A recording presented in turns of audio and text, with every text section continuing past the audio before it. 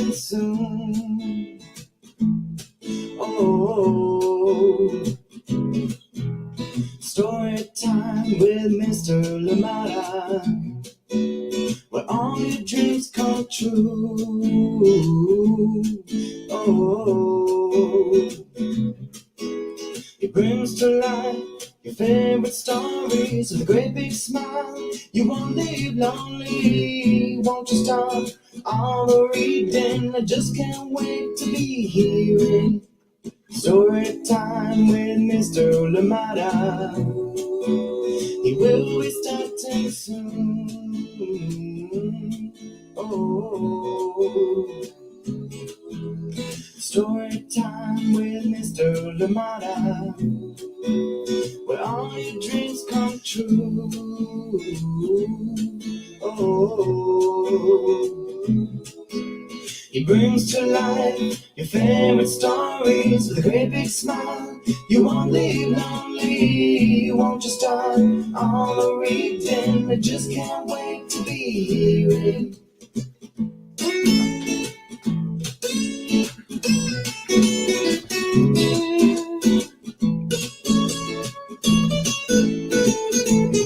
Good morning, and welcome to Storytime. Thank you so much for joining me today. Happy Monday, wherever you are. I hope that you've been up to some fun things over the weekend and leaving you relaxed. And of course, I hope that this week is a good one too. Thank you so much for joining us here today on Storytime. We joined Ivy and Bean on their continuing adventures, and I hope that you enjoy them. And we know too, we're back getting to work with Ivy and Bean today. Annie Barrows brings us this one, of course, illustrated by Sophie BLACKALL, and we are reading it with permission of the publishers, Chronicle Books of San Francisco. I hope you're ready for it. I hope you're ready for the fun at Emerson School. Thank you so much for being here today on Storytime. And you know that this was book 12, the closing of the series. And if you've not joined in any of the adventures, well, go back to book 1. You have a lot to enjoy and a lot of adventures to be had for sure. Thank you so much for joining in here on Storytime. Please, as always, let us know where you're joining in from and who is joining in with you. And of course, let us know those recommendations. Let us know those books that you love to see and hear here on Storytime. Thank you so much indeed for joining in. And happy Monday to you. And if you're in Auckland Unified, you know we're starting week 2 of school. I hope that it is a good one too. Hopefully less drama if there was any, and of course too, just lots of fun and laughter. Thank you so much for joining us here today on Storytime. And if you're working in early childhood like myself, well, there'll be wagons to be pulling around, there'll be laughs to be had, and lots of fun. So let's go out there and enjoy the week. Thank you so much for joining in Storytime. Absolutely appreciate you. Ivy and Bean, get to work. This one from Annie Barrows and Sophie BLACKALL, 2 amazing creators bringing us another adventure. And we'll be joining in this one. We know that stuff has already happened. There's the job fair happening at Emerson School, and the students have gone around meeting all these different people in different careers, telling them about sharing their experiences. And so the students can begin to have an idea of what they might want to be. And that may change, may as well change later on. But for now, we see that treasure hunting seems to be the top one, and we'll join Ivy and Bean from then on and move on a little bit into, we're going to try and get through 3 chapters. They're pretty short, so I hope that we can get through and get to enjoy that part of the book. And of course, if you want to dive in and finish it, or please find it at your local library or wherever else that you find books. Yes, use those library resources. They are there for you. Thank you so much for joining us here today on Storytime. Absolutely appreciate you. And cannot wait to get into this one. I'll be right back after this very short break. Hi, my name is Zetta Elliott, and I am the author of 40 books for kids, including Dragons in a Bag and A Place Inside of Me. You're watching Storytime with Mr. Limata. Yeah, today it is No sliding to the side of the screen, because there had many pictures to show in this one. But I hope that you still enjoy the story, and yeah, lots of um wonderful adventure to be had for sure. Ivy and Bean get to work. This one written by Annie Barrows, a friend of Storytime here, and of course, Sophie Blackall, another friend of Storytime. And we are bringing it in conjunction with probably Storytime's biggest friends, Chronicle Books of San Francisco. Always, always a big thank you to them indeed for allowing us to share so many of the wonderful books here on Storytime. Thank you indeed. And yeah, long may that continue. Here we go. We start off in the chapter that says intuition and a shovel. This is after all the kids have met with all the different visitors to the work job fair, and they've talked to the treasure hunter. And so it begins. Miss Aruba Tate seemed surprised that all the kids in her class wanted to be treasure hunters when they grew up. Almost all. Zuzu still wanted to be a music video dancer first and a treasure hunter second. Margali said she would be a mathematician during the week and a treasure hunter on the weekend. You're not going to find much that way, warned Bean. I am going to be a treasure hunter during the week and on the weekends, and I'm going to find a hoard. Me too, Ivy said. We can do it again, or we can do it together, Bean whispered in her ear. That way we will find twice as much as everyone else. Good idea.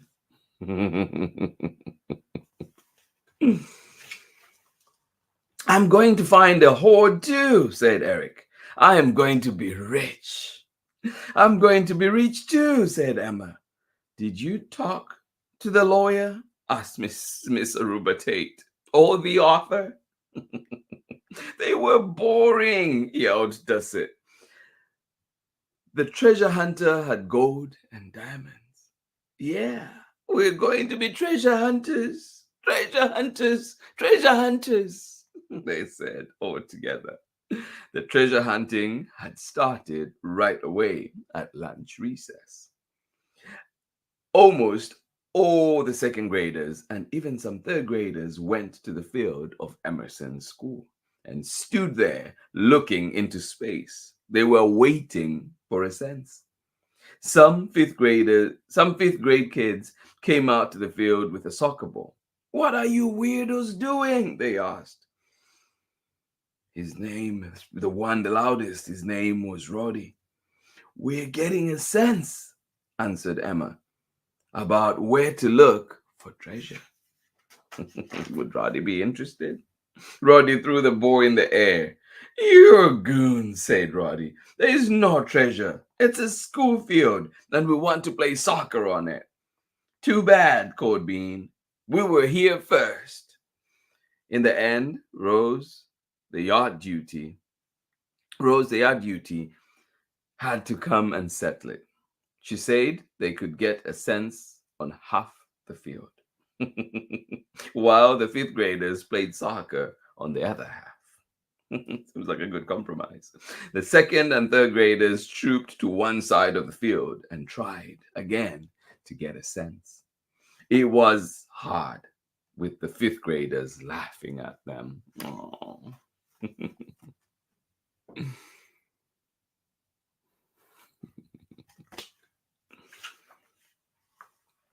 Emma started swaying, she said swaying helped her concentrate. Dusset hummed. Bean stood waiting for a sense. Nothing. She closed her eyes and tried to make herself get a sense. Treasure, treasure. What would she buy with her treasure? Candy, of course. But what else? Another pogo stick? A leaf blower? An emu? A dirt bike? A whole bunch of rabbits?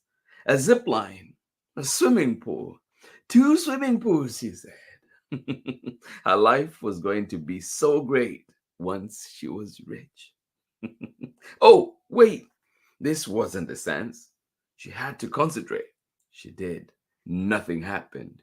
Bean opened one eye a little to see what Ivy was doing. Have you got one yet? She whisper shouted. Ivy shook her head. "Mm-mm, I haven't either." Suddenly, Leo started running. He had a sense. He ran to the big ugly bush that grew beside the fence. He picked up a stick and started digging, digging, digging. Then the stick broke. He found another and started digging, digging, digging again and again. Bean stopped waiting for her own sense and ran across the field to see what Leo's sense had come up with. Everyone, everyone else came streaming behind her.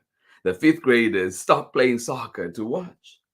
When she arrived at the bush, he had it in his hands, gleaming gold, with the words UJET printed in silver and black letters on it. Leo held it up so everyone could see. What is it? Asked Ivy. Gold, said Leo. A gold UJET is what it is. Gold, repeated Dassit respectfully. How do you know it was there? Asked Emma, also respectfully. Leo looked mysterious. I thought about where someone might drop something, and this bush seemed like the right kind of place. That doesn't sound like a sense, Bean said. That sounds like regular thinking. Leo shrugged. Whatever. I found gold. You didn't find anything, yelled Roddy from the school side of the field. Oh, there they are.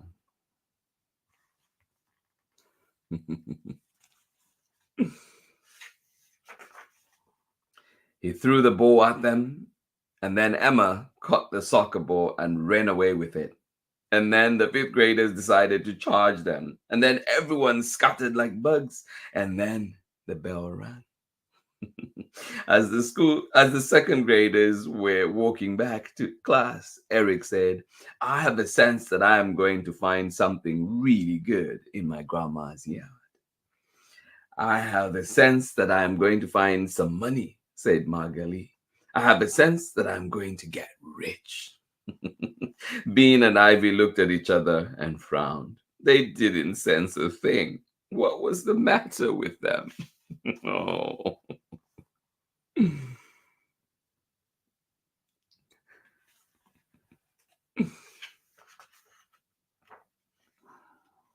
Oh, page stuck together. Oh, there we go. All right, so we move on into our next chapter, Lost and Found. Here we go. Of course, there's Ivy and Bean. After school, Bean and Ivy rushed to Pancake Court to get started on their treasure hunting. But once they got to Bean's house, they decided to keep up their strength and healthy food. Healthy food meant fruit. They ate some raisins. Then they ate some pickles, which were sort of healthy, or at least not unhealthy. Then they had some chocolate milk. Milk was good for you, right?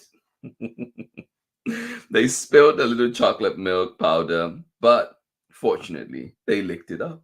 Even more fortunately, they licked it up just before Bean's dad walked into the kitchen. Hi, kids, he said happily. He was always excited to see them when they came home. What's the big plan for today? He asked.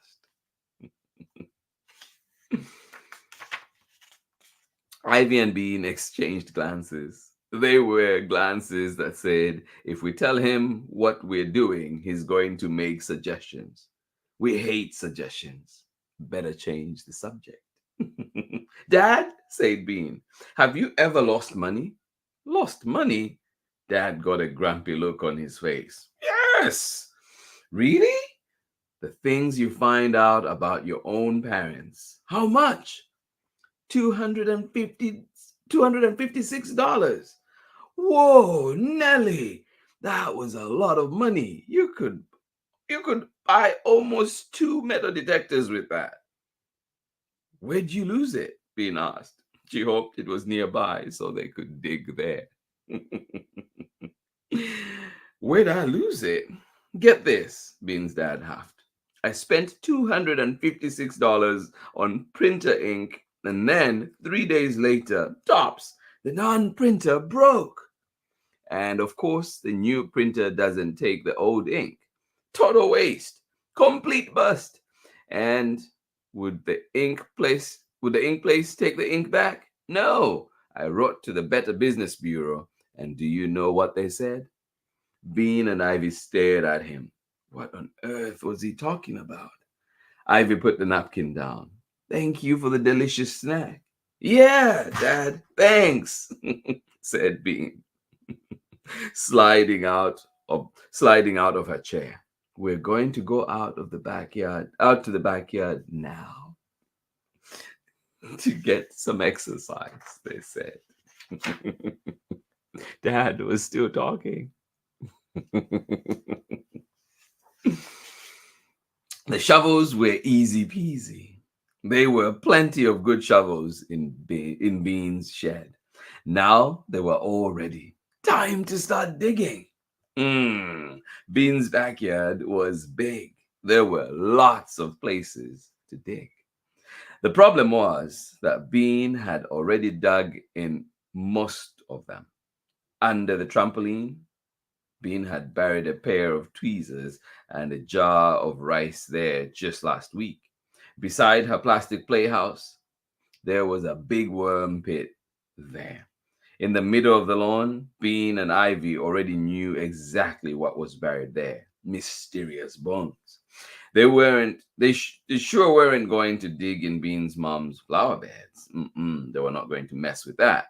And they both knew that if they dug up the patio stones, they would be in timeout land forever. Let's go to your house, said Bean. Ivy's backyard looked like a place someone would bury treasure. It was the same size as Bean's yard, but it wasn't full of playhouses and trampolines and flowers and stones. It wasn't full of anything except tall grass. In one corner, there was a tree, a perfectly round pond, and a rock, but the rest of it was tall grass. Where should we start? Said Bean. By the rock. By the rock. Yeah. Shh, Ivy whispered. Let me get a sense first. Does Ivy get a sense? Let me get a sense first. Oh, said Bean. Okay. She watched Ivy get a sense. Here's how it looked. Ivy stood very, very still with her eyes closed and her arms outstretched. Yeah. It was boring watching Ivy get a sense, so Bean tried getting a sense herself. She closed her eyes, stood still, and put her arms out. Where are the jewels? She thought. She thought hard. Jewels, jewels, jewels. Like a big glittering red ruby. She wouldn't put it in some dumb ring. She would put it in her pocket like it was only a toy. And then she would pull it out and everyone would gather round to look at her glittering red ruby. This, she would say, it's okay, but you should see what I have at home. They would be so jealous. Good morning to you, Kathy. How are you doing today? Thank you for joining us out there in Ohio. Cool and sunny today. Thank you. There's a dream.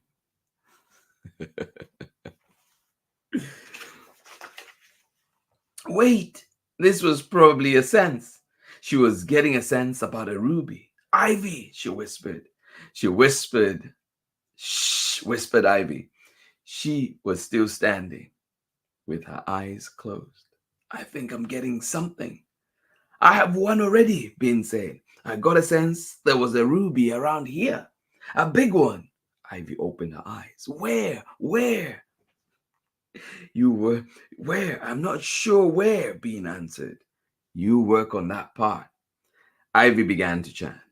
Ruby, Ruby, tell us where you are. Ruby, Ruby, are you near or far? Wow, thought Bean, impressed. Ivy's a poet. Suddenly, Ivy opened her eyes. Suddenly, she pointed her finger to the tall grass in the middle of the yard. There, she cried, there.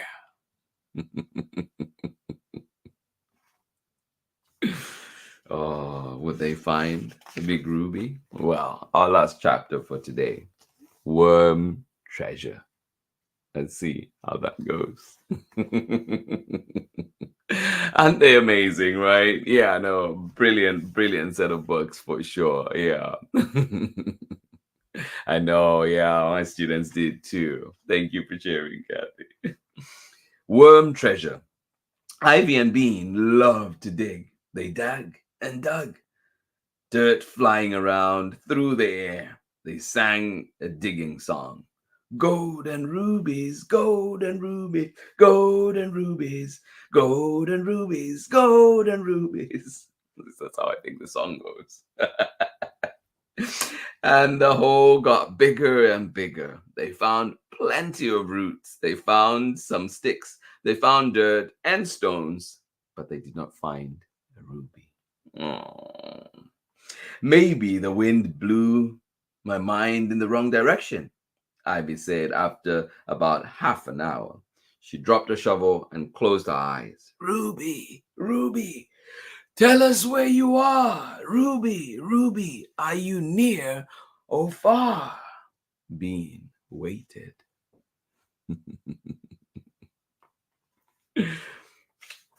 Bean waited. Ah, said Ivy. No wonder we need to move over a little.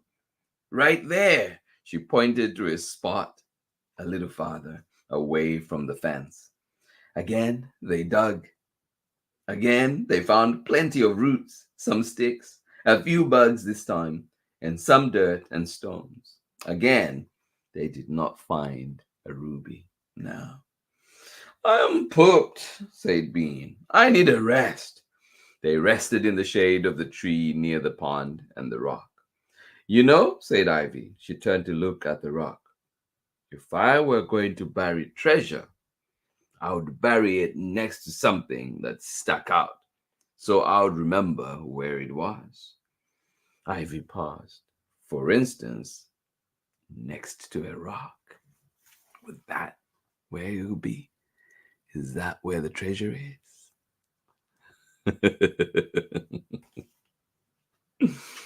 You think that's good thinking? Bean turned to look at it too. Oh, under it. In a flash, they were on their feet, rushing to the rock. The rock was big, but it wasn't huge. It was about the size of an extremely large dog or an extremely small bear. And if an extremely large dog or an extremely small bear was pushed very hard by two 7-year-old people at the same time, it would roll over, which was what the rock did too. Beneath the rock, a million worms and bugs were crawling and scattering. This is exactly where I would hide a ruby. If I had one, this is exactly where I would hide a ruby. If I had one, said Ivy. I'd bury it and put worms and bugs on the top to scare people away. Bean nodded. It was where she would hide a ruby too, if she had one. With a shovel, Ivy carefully shifted a layer of wormy and buggy dirt and set it aside. Bean did the same. Will they find treasure?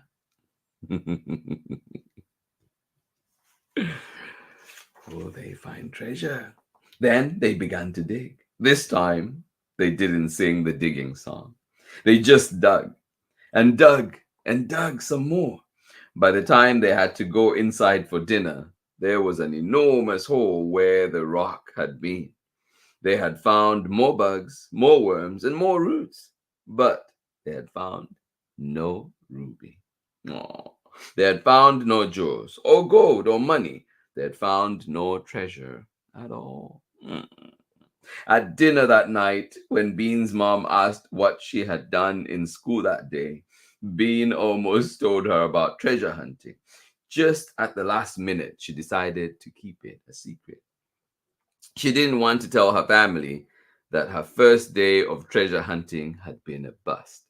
She would wait until she and Ivy found the treasure, something gold and sparkling.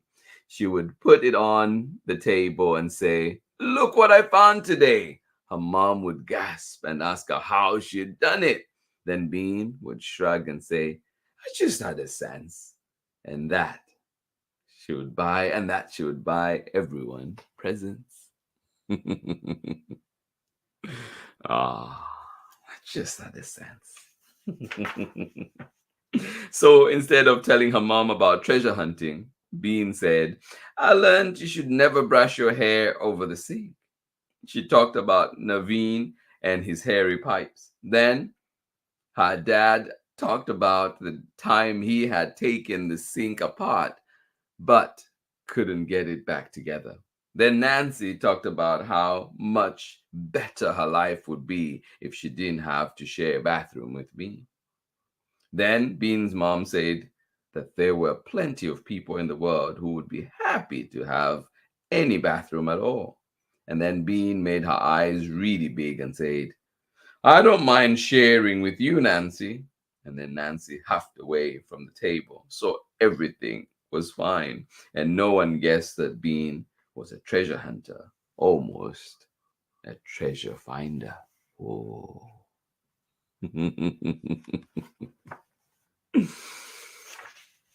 And that is the end of our chapter, and we're going to stop there today because of time. Thank you so much for joining in on these adventures, Ivy and Bean. If you want to read more, of course, the next one is How Divine. Yeah. And that is the next adventure in this wonderful, wonderful book. I hope that you can find it at your local library or indeed wherever else that you find books, and get to read, get to work in book 12, Ivy and Bean, the closing book. This one written by Annie Barrows and of course illustrated by Sophie Blackall. Amazing, amazing work indeed. Thank you so much for joining us here today. I hope you enjoyed those adventures, and wish Bean and Ivy luck, and I hope they find that treasure that they're looking for. Thank you so much for joining us here today on Storytime. Absolutely appreciate you. Kathy, thank you for being here with us out there in Ohio, where it is sunny and cool today, and everybody else joining in. I hope you enjoyed that one.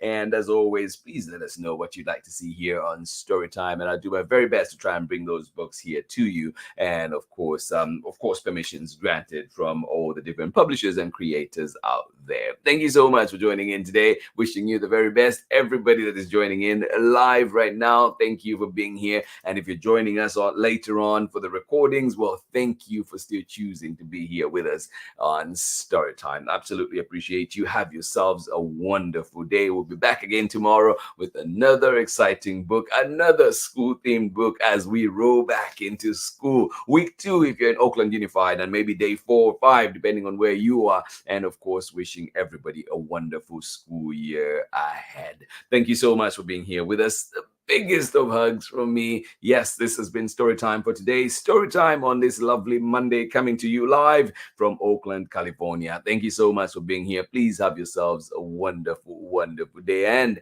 if you come across any books that you think we should know about, please send those titles my way, and I will do my best to look into them and hopefully be able to bring them here to Storytime. Thank you for being here. Biggest of hugs. I'll see you again tomorrow when we're back with another exciting book.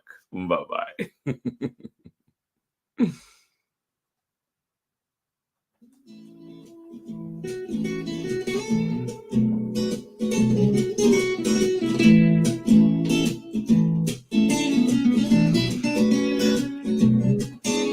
Story time with Mr. Limata. He will be starting soon. Oh, story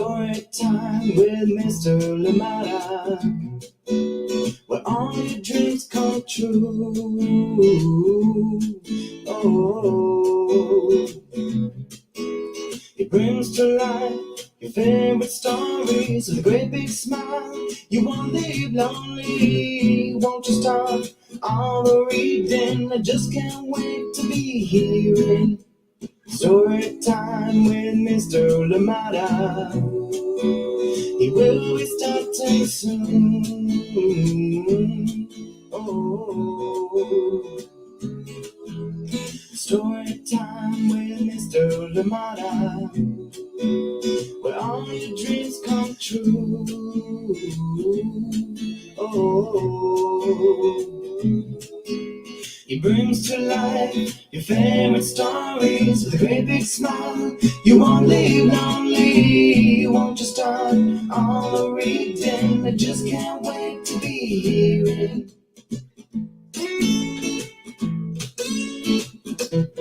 Read me all of your stories, some stories from far away, others right here in my neighborhood. Story time. Ooh. Story time. Story time with Mr. Limata.